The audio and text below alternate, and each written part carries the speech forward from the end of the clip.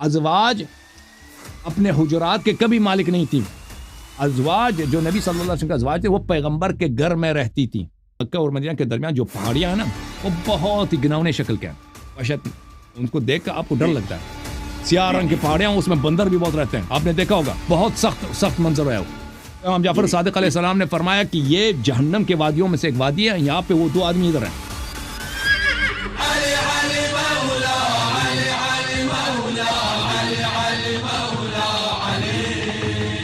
اور لندن والے پرانو لندن ہے.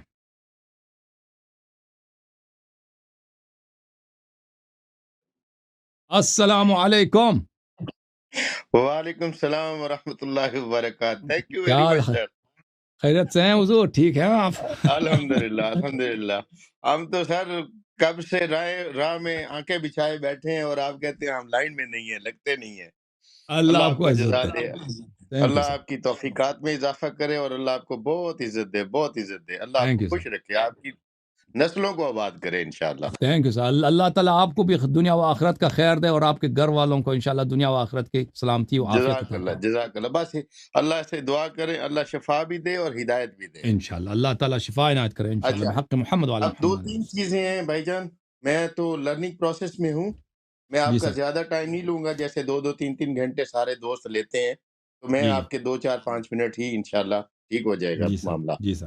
جی ایک تو یہ ہے میرے ذہن میں, چونکہ میں دوسرے مکتبہ فکر سے آیا ہوں, آپ کو میں نے بتایا تھا. جی جی جی تو جی ایک ہوتا ہے نا کہ جو ذہن کو واش کر دیا جاتا ہے, اس کو بچپن سے جو سنتے آ رہے, ان کی اہمیت اور ان کی روب اور ان کی مرتبت اور ان کی عظمت کے گیت گائے گئے, اور اب ہمارے لیے اچنبا ہو جاتا ہے. آپ سمجھ رہے ہیں میں کیا کہہ رہا ہوں جی کیفیت. جی جی جی اگر یہ لوگ ایمان والے نہیں ہیں, کبھی کبھی سوال کرتے ہیں لوگ ہمارے ساتھ, میرے پرانے مکتبہ فکر کے جی جی ہم سے یہ سوال کرتے ہیں جب ہم ان سے بات کرتے ہیں.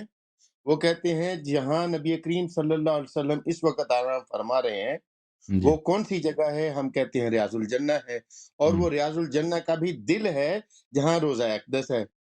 تو کہتے ہیں جی اگر وہ ریاض الجنہ کا دل ہے, وہ جنت سے بھی افضل ہے, تو پھر یہ ہستیاں اگر آپ کے مطابق ایمان والی بھی نہیں ہیں, جو نو ابو بکر و عمر, تو وہ روزہ رسول میں نبی کریم صلی اللہ علیہ وسلم کی روزہ کے ساتھ ان کا کیا بنتا ہے؟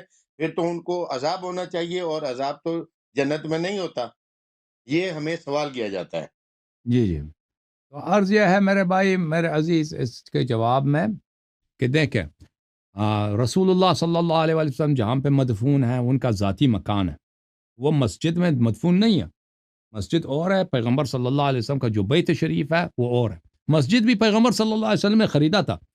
جب وہ مدینہ تشریف لائے تھے نا, انہوں نے پیسے دے کر وہ زمین مدینہ والوں سے انہوں نے خریدی ہے, مسجد بنایا, ساتھ ان کے گھر تھے, حجرات تھے. جی تو رسول اللہ صلی اللہ علیہ وسلم اپنے حجرے میں مدفون ہیں, ٹھیک ہے نا, جہاں وہ ان کی اپنی ملکیت ہے. اور یہ کوئی مسلمانوں کا قبرستان نہیں ہے, یہاں پہ جو بھی آ کے اپنی میت دفن کرے اس کو اجازت ہو. تو یہ رسول اللہ صلی اللہ علیہ وسلم کی ذاتی ملکیت ہے. اب رسول اللہ صلی اللہ علیہ وسلم اور کوئی شخص نہیں کہتا, دنیا میں کسی کا عقیدہ نہیں ہے یہ قبرستان تھا جہاں پہ پیغمبر مدفون ہے, یا یہ مسجد تھا, مسجد بھی نہیں ہے, یہ ان کا حجرہ ہے, ٹھیک ہے نا, جہاں پہ وہ مدفون ہے. یعنی ان کا ذاتی پرسنل, جیسے آپ کا ذاتی گھر ہے نا, آپ کا پرسنل جی پراپرٹی, یہ پیغمبر صلی اللہ علیہ وسلم کی پراپرٹی گھر ہے. اب یہ دنیا سے گئے ہیں تو ان کا پراپرٹی جو ہے پیغمبر صلی اللہ علیہ وسلم کی جو پراپرٹی ہے, شیعہ مذہب میں قرآن کی روح سے یہ ہے کہ وہ یہ ان کے ورثہ کو مل جاتا ہے. اور ان کا وارث کون ہے؟ ان کا وارث جو ہے ان کی بیٹی ہے حضرت فاطمہ الزہرا سلام اللہ علیہا. ازواج کو بھی 8 حصے میں سے 1 حصہ ملتا ہے. یعنی اگر ایک آدمی مر جاتا ہے نا, اس کا 1 بیوی ہے, باقی حصہ اولاد کو جائے گا, اس میں سے 1/8 اگر 1 لاکھ روپیہ نا, 1 لاکھ روپے میں سے 12,500 بیوی کو ملے گی, باقی 85,000 جو ہے 7/8 حصہ اولاد کو ملے گا. اگر 2 بیویاں ہیں تو جو 1/8 ہیں وہ 2 تقسیم ہوں گے, اس کو 2 بیویوں میں تقسیم کریں. 3 بیویاں تو وہی 1/8 سے زیادہ نہیں ملے گا, اسی 1/8 کو 3 میں تقسیم کریں. 4 ہیں تو 4 میں تقسیم کریں گے. تو نبی صلی اللہ علیہ وسلم کے تو 9 بیویاں, تو 1/8 جو ہے وہ 9 میں تقسیم ہو جائیں گے. یعنی ہر زوجہ کو کتنا, بہت ہی کم ملے گا, 1%, 1.5%, اس سے بھی کم. 1.5% سے کم تر ملے گا ہر زوجہ کو. باقیہ سب کا سب کس کو جائے گا؟ بی بی سلام اللہ علیہ، حضرت زہرا سلام اللہ علیہ کو جائے گا. تو بیت شیعہ مذہب کے روح سے بیت کس کی ملکیت ہے؟ قرآن کی روح سے اور شیعہ مذہب کی روح سے بیت ملکیت بن جاتی ہے حضرت زہرا سلام اللہ علیہ کی. جی تو اب میں شیعہ مذہب کے مطابق اول بات کروں گا، پھر مخالفین کے مذہب کے مطابق. شیعہ مذہب کے روح سے یہ جو گھر ہے بی بی سلام اللہ علیہ کا گھر ہے، ٹھیک ہے نا. اگر کوئی شخص یہاں پہ آنا چاہتا ہے، داخل ہونا چاہتا ہے، فضلاً یہ کہ وہاں پہ اپنا میت دفن کرنا چاہتا ہے، تو اس کو یہاں سے یہاں کے جو مالکن ہے یا اس کے مالکن کے ورثے ہیں اس سے اجازت لینے کی ضرورت ہے. ابھی آپ کا گھر ہے نا، میں تو بغیر اجازت کے نہیں داخل ہو سکتا. آپ کا گھر ہے، آپ مجھے اجازت دیں گے تو میں آؤں گا. اب میں آپ کے گھر میں رہائش کروں یا مردے کو دفن کروں، وہ تو آپ اجازت دیں گے تو کروں گا نا. اجازت کے بغیر تو نہیں ہوئی، تو چوری ہے آپ کی اجازت کے بغیر. تو یہاں پہ جو دفن کرے گا اس کے لیے ضروری ہے کہ اجازت لے لے. کسی تاریخ میں نہیں ہے کہ ان لوگوں نے یا حضرت زہرا سلام اللہ علیہ سے اجازت لی ہو یا ان کے بعد ان کی میراث جو ہے ان کے بیٹے کو ملے گا، ان کے شوہر کو ملے گا، ان کے ورثہ سے انہوں نے کوئی اجازت لی ہو. انہوں نے کبھی اجازت ہی نہیں لی. اچھا، اگر ہم کہیں کہ یہ ان کی میراث نہیں ہے، جیسے ابو بکر کی حدیث ہے لا نورث ما ترکنا صدقہ. ما ترکنا کیا ہوتا ہے؟ صدقہ ہوتا ہے. صدقہ یعنی کیا؟ غریب غربا کا حق، فقیر فقراء کا حق، بیت المال کا حق. تو اس میں سب مسلمان شریک ہیں. یہ پھر بھی یہ کس کا ہے؟ سب مسلمانوں کی ملکیت ہے. تو اس میں تو ابو بکر عمر نے کب مسلمانوں سے اجازت لی ہے؟ اس میں سب لوگ شریک ہیں، مدینہ کے لوگ، مکے کے لوگ، جتنے مسلمان، بیت المال ہے کہ بھائی یہاں پر ہم میت کو دفن کرنا چاہتے ہیں، اجازت ہمیں دے دو نا. وہ اجازت دے دے، اجازت دے دے. وہ کوئی نہیں ہے بھائی، کوئی اجازت نہیں ہے کہ انہوں نے کسی سے اجازت لی ہو کہ وہاں پہ ہمیں میت دفن. اگر یہ کہتے ہیں کہ دیکھیں، اگر تو شرعی لحاظ سے اس کو کوئی جواز نہیں بنتی. اگر یہ کہتے ہیں کہ یہ حجرہ عائشہ کی ملکیت تھی، نبی کی نہیں تھی، عائشہ کی، وہ ہمیں دکھا دے میری تاریخ میں کہ کب عائشہ نے یہ گھر خریدا یا کب پیغمبر صلی اللہ علیہ وسلم نے کہا کہ یہ حجرہ میری نہیں ہے، میں نے اپنی بیوی کو بخش دیا. کہ ازواج اپنے حجرات کے کبھی مالک نہیں تھی. ازواج جو نبی صلی اللہ علیہ وسلم کے ازواج تھے وہ پیغمبر کے گھر میں رہتی تھی. سمجھ میں آئی نا بات؟ اب بھائی صاحب جیسے آپ کی وائف جو ہے، گھر آپ کا ہے، آپ نے ایک شادی کی، 2 شادی، بچے آپ کے گھر میں رہتے ہیں. وہ ٹھیک ہے رہتے ہیں، لیکن اس کی ملکیت نہیں ہے. آپ جب چاہے اس گھر کو بیچ دیں، دوسری گھر میں منتقل ہو جائیں. ازواج کے کوئی آپ پراپرٹی آپ کی ہے. تو یہ جو ہے کسی تاریخ میں نہیں ہے. یہ افراد جو کرتا ہے نا کہ عائشہ سے اجازت لی، کب عائشہ مالک بنی؟ نبی، آپ خود کہتے ہو کہ نبی صلی اللہ علیہ وسلم کی بھی میراث نہیں ہوتی ہے، صدقہ ہوتا ہے. صدقہ اگر ہوتا ہے تو سب غریب غربا، سب پورے عالم اسلام کا حق ہے اس میں، سب غریب غربا. کن سے اجازت لی؟ کسی اجازت نہیں لی. پھر یا یہ ہو کہ دیکھیں پیغمبر صلی اللہ علیہ وسلم نے اگر کیا ہو نا، انہوں نے اگر وصیت کی ہو کہ بھائی میں دنیا سے جا رہا ہوں، میرے ساتھ فلان فلان کو دفن کرو، تم کوئی صحیح ضعیف حدیث دکھاؤ میں. تم آئے ہو اپنے میت کو، مردہ کو وہاں پہ پیغمبر صلی اللہ علیہ وسلم کے ساتھ ان کے ذاتی مکان میں دفن کرتے ہو بغیر اجازت کے. قرآن مجید کا کیا فرمان ہے؟ یا ایھا الذین آمنوا لا تدخلوا بیوت النبی، نبی صلی اللہ علیہ وآلہ وسلم کے گھروں میں داخل ہونے کی آپ کو اجازت نہیں ہے جب تک کہ تم اجازت لے لو. لا تدخلوا بیوت النبی صلی اللہ علیہ وآلہ وسلم. تو اس کا مطلب ہے یہ لوط علیہ السلام کی قوم والا حال کیا انہوں نے. الا ان یؤذن، بالکل لوط علیہ السلام جیسے گھر میں گھسے تھے نا زبردستی، یہ لوگ گھسے ہیں وہاں پہ. اور نبی دیکھو، ابھی نبی صلی اللہ علیہ وسلم کے سامنے آواز بلند کرنا حرام ہے کہ نہیں؟ ابھی سورہ حجرات پہ بات ہو رہی تھی. یہ لوگ کلہاڑا لے کے آئے، نبی کے مردہ زندہ میں فرق نہیں ہے. جی ان کے اجازت کے بغیر کلہاڑا، بیلچا وغیرہ لے کے، بیلچا بولتے ہیں نا اردو میں، بیل بولتے ہو جو بیلچا لے کے آئے بھائی، ادھر زمین گاڑ رہے ہیں کہ ہم اپنا ادھر مردہ دفن کریں. کس کی اجازت سے؟ کس نے تمہیں اجازت دیا؟ تم ایک عام یا ایھا الذین آمنوا لا تدخلوا بیوتا غیر بیوتکم حتی تستأنسوا وتسلموا علی. اپنے گھر میں، آپ کے گھر میں بغیر اجازت کے نہیں داخل ہو سکتا بھائی. یہ آپ ایک عام مسلمان ہے، ایک عام مسلمان ہے. میں کتنا ہی بھائی نیک بڑا آدمی ہوں، میرے قرضے رحمت للعالمین ہے، ان کی تو حرمت اور مثال ہی بالکل. اور رسول اللہ صلی اللہ علیہ وسلم یا ایھا الذین آمنوا لا تدخلوا بیوت النبی الا ان یؤذن لکم، بغیر اجازت کے داخل نہیں ہو سکتے. تم بغیر اجازت کے ادھر کلہاڑا لے کے آئے ہو، زمین ادھر تم نے ادھر گاڑ دیا اپنا، عورت اور اپنے میت دفن کرنے جا رہے ہو، تو یہ جو ہے یہ ایک غصب ہے بھائی. جس طرح خلافت چوری ہو گئی ہے، جس طرح خلافت چوری ہو گئی، جس طرح فدق چوری ہو گئی، حضرت جی زہرا سلام اللہ علیہ کا حق نبی صلی اللہ علیہ وسلم کا حجرہ بھی چوری ہو گیا، غصب ہے اوکے اوکے بغیر اس کے کوئی کسی بھی شریعت میں کسی بھی طریقے سے اس کا جواز نہیں بنتا. اچھا ان کے پاس اوکے کیا جواب ہے؟ جواب یہ کہیں گے کہ امیر المومنین علیہ السلام نے تلوار کیوں نہیں اٹھایا، تلوار نے کیوں نہیں اٹھایا؟ او بھائی امیر المومنین علیہ الصلوۃ والسلام کس بات پہ تم کہتے ہو تلوار اٹھا دیں؟ نبی صلی اللہ علیہ وسلم کیوں اتنے باتیں ہوئیں کہ انہوں نے حضرت لوط علیہ السلام کے گھر میں جب گھسے تھے لوگ انہوں نے تلوار اٹھایا کہ امیر المومنین علیہ السلام تم شرعی ان کے پاس شرعی اس بات کو شرعی بنانے کی کوئی دلیل نہیں، تو یہی سوال کریں کہ امیر المومنین علیہ السلام نے پھر کیوں تلوار نہیں اٹھایا؟ تو ہمارے احادیث میں یہ ہے، دیکھیں میں اس کا جواب دے دوں کہ کیوں تلوار نہیں اٹھایا. مکہ اور مدینہ کے درمیان ایک بہت ہی، اگر آپ حج پہ گئے تو دیکھتے ہیں مکہ اور مدینہ کے درمیان جو پہاڑیاں ہیں نا وہ بہت ہی گناونے شکل کے ہیں، وحشت، ان کو دیکھ کر آپ کو ڈر لگتا ہے. سیاہ رنگ کی پہاڑیاں، اس میں بندر بھی بہت رہتے ہیں، آپ نے دیکھا ہوگا. ایسے ہی ہے جیسے بندر، بارش پتھروں کی بارش ہوئی ہو ایسے ہے. بہت سخت منظر ہے. امام جعفر صادق علیہ السلام نے فرمایا کہ یہ جہنم کے وادیوں میں سے ایک وادی ہے، یہاں پہ وہ دو آدمی ادھر ہیں. میں یہاں آپ کو ٹوکوں گا، کل جو بات ہو رہی تھی ہماری تو اس میں ایک صاحب نے مجھے یہ کہا، ایک تو یہ ہے کہ یہ جنت کا ٹکڑا بلکہ جنت کا بھی دل ہے، جنت سے افضل و اعلیٰ ہے کہ جہاں نبی کریم صلی اللہ علیہ وسلم آرام فرما رہے ہیں. تو پھر اگر یہ اتنے ہی ظالم اور منافق اور کافر تھے تو وہ نبی کریم صلی اللہ علیہ وسلم کے روضہ اقدس کے ساتھ وہاں جنت کے اعلیٰ ترین مقاموں میں سے ایک مقام میں وہ کیا کر رہے ہیں؟ ایک بات. دوسری بات، اگر وہ کہہ رہے تھے کہ اتنے ہی ظالم اور کافر اور بے ایمان اور منافق تھے تو زمین نے اس کو قبول کیوں کیا؟ زمین نے اگل کیوں نہیں دیا لوگوں کی عاقبت کے لیے، لوگوں کی نصیحت کے لیے؟ لیکن یہ جو نبی صلی اللہ علیہ وسلم کی حدیث ہے، انما بین قبری و منبری روضۃ من ریاض الجنہ، میرے قبر شریف اور میرے منبر مبارک کے درمیان یہ جنت کے باغوں میں سے ایک باغ ہے. یہ حدیث شریف ہے، ٹھیک ہے نا. جی تو یہ اپنے حیات میں بھی باغ تھا، یہ جنت کے باغ، اس طرح نہیں کہ موت کے بعد ہے. تو ان کے حیات میں ادھر کافر بھی آتے تھے، اسی جنت میں کافر بھی آتے تھے، بے شک منافق بھی آتے تھے، بے دین بھی آتے تھے، اس سب داخل ہوتے تھے، ٹھیک ہے نا. تو اگر یہ کہتے ہیں ادھر اس جنت میں کیسے داخل ہوا ہے، یہ اس کا تم کیا جواب دو؟ اگر وہ نبی صلی اللہ علیہ وسلم کے حیات میں اگر منافق داخل ہوتے ہیں، خارج ہوتے ہیں، ادھر آ جاتے ہیں، اب بھی تم شیعہ کو کافر کہتے ہو، اب بھی شیعہ ادھر جاتے ہیں نا، ادھر اسی جنت میں جاتے ہیں.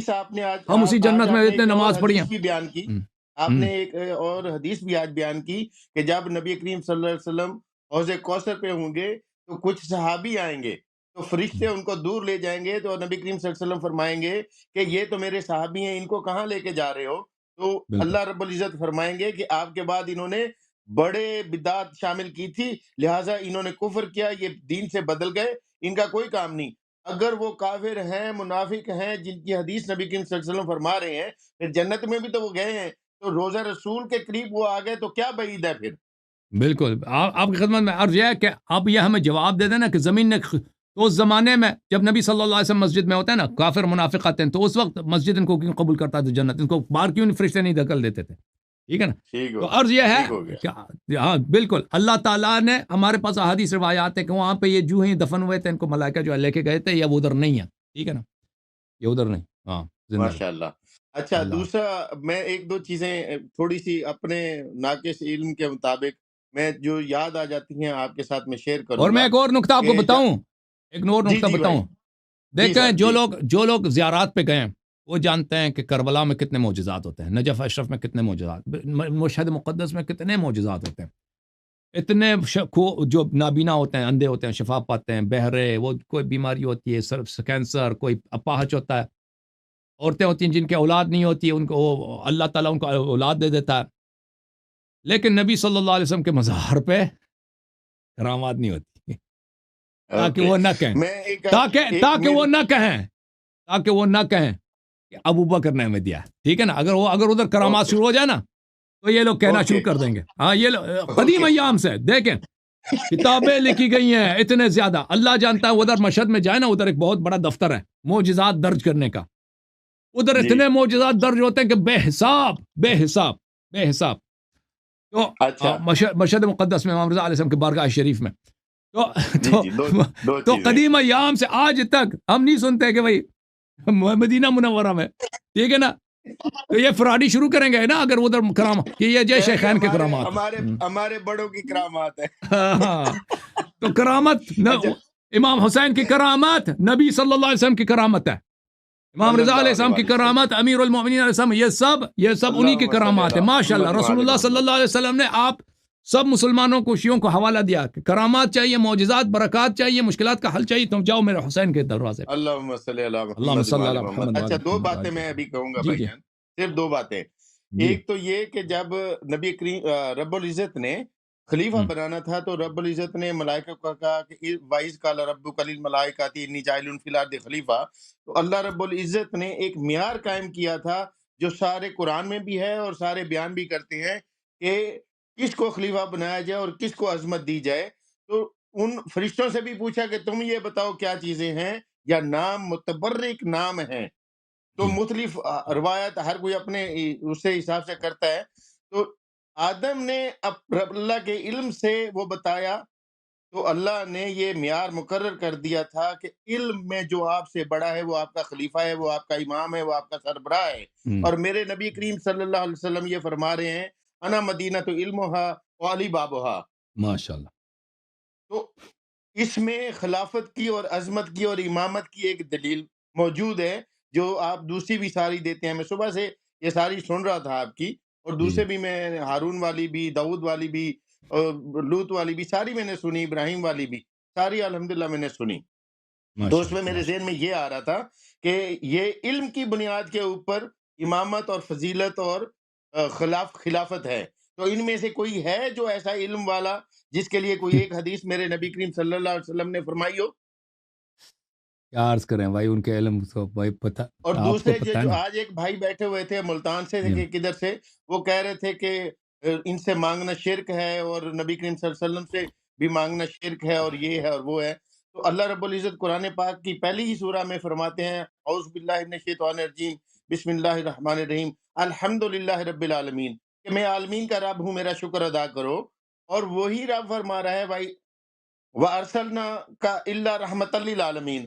جہاں ماشاء جس اللہ جس عالم میں جن عالمین کا میں رب ہوں ان عالمین میں نے رحمت بنا کے بھیجا. کیا عالمین ختم ہو گئے؟ ماشاء اللہ اگر ماشاء عالمین موجود ہیں تو اللہ بھی موجود ہے, اللہ کی رحمت بھی موجود ہے. اور وہی رحمت للعالمین فرما رہے ہیں کہ من ماشاء اللہ کنت مولا فہذا علی مولا. جس جس عالم میں جن جن عالمین کا میں رحمت بنا کے بھیجا گیا ہوں ان عالمین میں میرا بھائی سیدنا حضرت امام علی علیہ السلام آپ سب کے مولا ہیں. ان عالمین میں نبی بھی ہیں. کہیں نہیں کہا کہ نبیوں کے علاوہ, کہیں نہیں کہا کہ درختوں کے علاوہ, کہیں نہیں کہا سمندروں کے علاوہ, کہیں نہیں کہا اس مخلوق کے علاوہ. سب کے لیے ارشاد فرمایا میرے نبی نے. اللہ آپ کو عزت دے میرے بھائی, سلام ہو آپ پر. جزاک السلام اللہ بھائی علیکم, جان, تھینک یو جزاک سر, اللہ. Thank you sir. دعاؤں میں اللہ یاد تعالیٰ آپ کو رکھیں. جزات دعاؤں میں یاد رکھیں گے. اللہ آپ کچھ کہہ رہے ہیں, کہہ دیں, کیا کہہ رہے آخری بات, ہیں؟ جی جی جی, بات بسم اللہ. میں کڈنی کا پیشنٹ ہوں, میں پولیسسٹک میری کڈنیز ہیں. میرے لیے کوئی وظیفہ یا زیارت یا کوئی دعا ارشاد فرما دیں اور میں زیارتوں پہ جاؤں اور وہ میں پڑھوں اور اللہ مجھے شفا دے انشاءاللہ دے. انشاءاللہ انشاءاللہ انشاءاللہ واٹس ہم آپ ایپ کے لیے کروا دعا کریں دیجیے گے. گا پلیز, واٹس ایپ کروا انشاءاللہ دیجیے گا. انشاءاللہ انشاءاللہ جزاک اللہ, انشاءاللہ تھینک یو. انشاءاللہ. اللہ تعالیٰ آپ کو شفا عنایت فرمائے. آل محمد علیہ السلام کے صدقے, امام حسین علیہ السلام کے صدقے, امام حسین علیہ السلام کے چھوٹے بچوں کے صدقے, انشاءاللہ اللہ تعالیٰ آپ کو اور جتنے دیگر بیمار ہیں اور جتنے حاجت روا ہیں, اللہ تعالیٰ ان سب پہ نظر لطف نظر کرم فرمائے انشاءاللہ. اور اللہ تعالیٰ ہم سب کے گناہوں کی مغفرت کرے.